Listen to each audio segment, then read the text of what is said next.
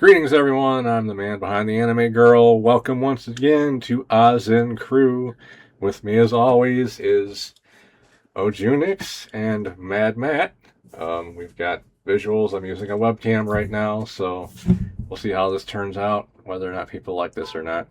Uh, Today, we're going to reveal the 2025 Oz Awards, or rather, our favorite games that came out, not that came out, that we played last year. We're all backloggers, so we're going to probably mention games that didn't actually come out last year that we played last year. Um, Mine is going to be one that came out last year, but I'm going to give my games last. So I will let Mad Matt go. Mad Matt go first. Alrighty. So I guess a very quick honorable mention to Star Wars Dark Forces Remastered, which I'm not sure that came out last year, but it's one I finally finished. It was a good remake. One that did come out last year for me was an indie game called Be My Horde. They're still in development. They're still working on it. It's been fun so far. The other games on here, Dead by Daylight and Ghost Exorcism, are group games I play on Wednesday that made it to the list. Alongside them was another game I played through last year, which was the re-release of gosh darn it, ActRaiser. Yeah, there it is. Yeah, but my number one game from last year was Conan Exiles. It is a game that is constantly getting developed. Right now, they've actually had a long time pause for any new content in the game because they are working for more longevity for the game and to make updates in the future be a lot more easier to create and a lot more easily producible because they came into this game and didn't really know how long it was going to last them, and they suddenly realized, oh, we need to like future proof this now. um that being said, I do play it online with a private server of friends. We do frequently do stuff every once in a while, and it was 41% of my playtime last year, apparently. I'm trying to find out what the exact number was on that. She'll pop up here pretty quickly. Sessions played, 95 of them at least. Holy smokes. Total play time. It's only telling me like percentage. It doesn't tell me hours. I'd say it's almost cheating to name a game that you played before that year, but then again, this is the first one of those you've ever done, so it's not like you're repeating yourself because we haven't done one of these before. Yeah. But yeah, Conan Exiles has just been an ongoing thing for me, and apparently last year it took a big chunk, and I didn't even realize how much of a chunk it took. I'm looking at it right now, and there's a couple months I didn't touch it at all, and then there's a couple months where it just springboarded up into hours. But yeah, so Conan Exiles. Right now they're also getting more people in to sign non-disclosures to help play test what's going to be the next big update. So hopefully it's a good one. I should specify for anyone that's watching this. Yeah, obviously, we are doing this pretty late in the year after 2025 ended, but so many other award shows take place months into the year. Uh, if we do this again next year, though, we'll do it earlier in the year. It's just Probably a little bit earlier, yeah. I only recently got back into doing any kind of video content at all this year. So, with that said, Ojunix, you want to give us your honorable mentions and your game of the year?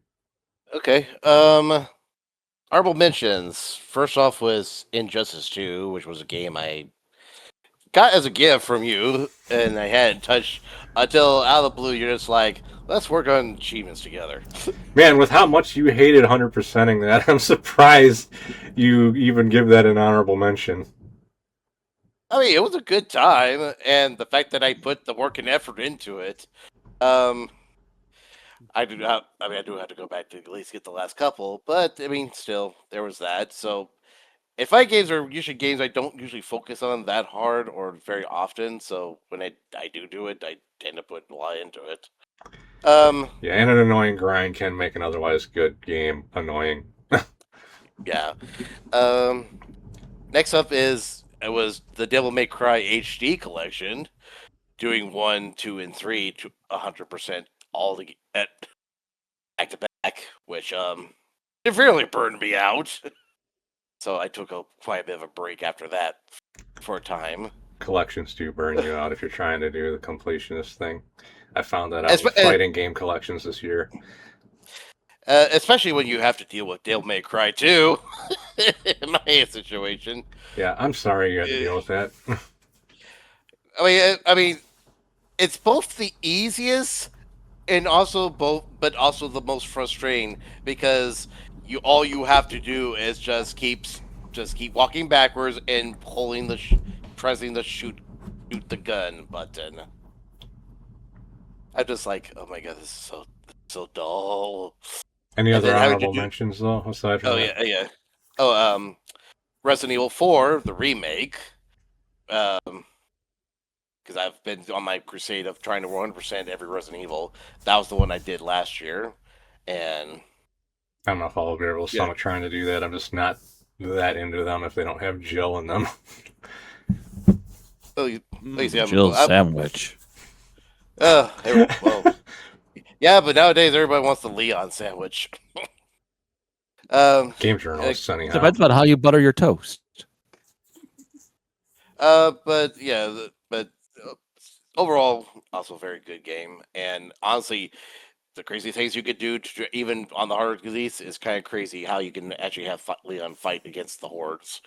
But my main game that I played last year that I truly just enjoyed and just was always just a pleasant experience all the way through was the remaster of Elder Scrolls Oblivion. Oh shit! I forgot that came out. Yep. I haven't played it That yet, is one but I have to get my hands on. If it is as good as I hear it is. I mean, besides that, literally a trailer and game developer video comes out just telling, "Hey, we're shadow dropping this the next day." My jaw just dropped because, yeah, okay, I'm not the biggest fan of Bethesda, especially Tom, and sure, their games have just sadly are notoriously bad. But Oblivion was the first one I ever got into, and bugs aside, back on the 360, I just greatly enjoyed it and would play that game for hours on end. So then getting to play the remaster and just enjoying how good it looked, like they definitely did a good job with it. And I literally felt like I was playing this back in my 360 again. I almost literally just felt that same just wondrous joy. It's also kind of funny when you think about it that right now Oblivion looks better than Skyrim. Yeah, exactly. That's the crazy part. Plays better too. Overall, yeah. I think the only crash I ever had was literally at the end of the Shivering Isles storyline. I never really had a game-breaking crash on that game, at least not originally. I saw a few bugs here and there, including the spinning swords. The funny joke, not only did I get the final achievement for the Shivering Isles just before the game crashes, so I don't even get to see the final dialogue and cutscene. I was like, okay, well, you know what? I'll just accept I'm done here.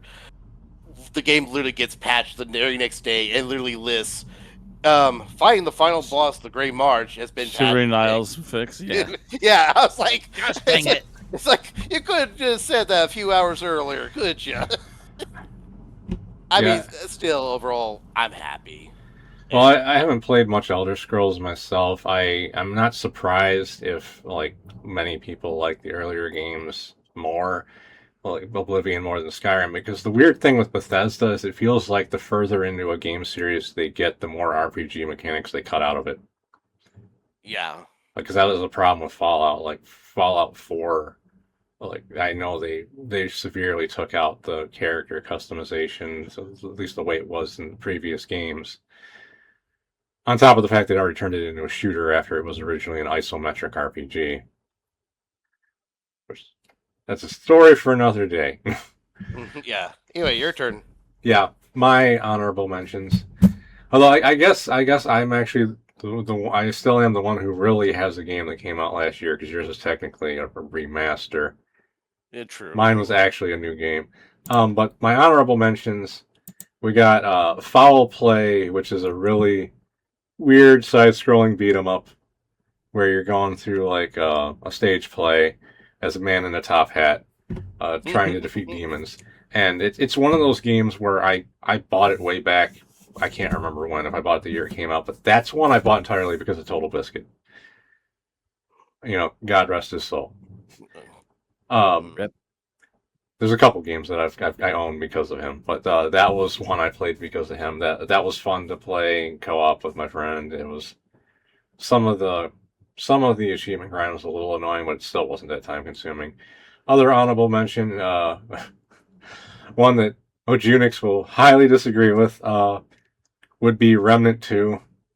I know because Ojunix got mad relatively early and was playing that and was kind of like annoyed the entire rest of the time we were completing the game. No offense, Ojunix. None taken. Other honorable mention is just one that was kind of interesting for me to play for the first time. Since I've mentioned in the past that Star Ocean: The Second Story is my favorite game of all time, I finally played the game that came before it, which is labeled as Star Ocean First Departure for the PS4 remaster, because when that originally didn't get released over here, so I wouldn't have had a chance to play the game when it came out on the SNES back in the day anyhow, but it is kind of weird, like 20 plus years after playing your favorite game, finally playing the game from the series that came before it. But Right. my actual number one game, my game of the year at this made up awards show we're having right now, is the game that won the game of the year at every other fucking awards show. It's Claire Obscure Expedition 33. Mhm. Because it was an astronomically good JRPG. It was, even though it was a new game, it was almost nostalgic playing it, because just like what happened to me when I played Baldur's Gate 3, I was getting all kinds of feelings and vibes I have not gotten from new games in a long, long time. It's got great characters, a great story, though I can see why some people might have issues with the ending and how part of it ended. I'm not going to go into detail about that because I'm not going to talk spoilers in the middle of this, but turn-based combat. Just every time, like, we've had over the past few years, we've had multiple games get Game of the Year that had turn-based combat, proving that all the naysayers that are like, turn-based combat sucks, nothing should have turn-based, shut up. You're wrong. You've always been wrong. You're just wrong. You've always been wrong, and stuff like the original Baldur's Gate and Baldur's Gate 2, where they tried to accommodate those people by making it real time with pause for a combat system that's supposed to be turn based, was a fucking mistake and never should have happened. I'm just saying it. But the only thing I didn't like about Claire Obscure Expedition 33 was the mini games, which those are usually my least favorite part in any Final Fantasy as well. Granted, none of them were as bad as Blitzball, but that's a story for another day. Although, ironically, one of the games was like a freaking dodgeball game. Ironically enough. But doing platforming when the camera and controls are really, really not intended for it's not fun. Oh. But aside from that, love all the characters. Love the story until it ended, and then, well, I'm done, I guess. But that was my game of the year. Easily. Yeah. So, those are our choices for our favorite games that we played last year. Thank you all for watching, and until next time, happy gaming. And with that, you've made it to the end of the video. Thank you for watching. Make sure to do that like, comment, and subscribe thing that everyone's always talking about. Otherwise, Ozina will be angry. You don't want to see Ozina when she's angry.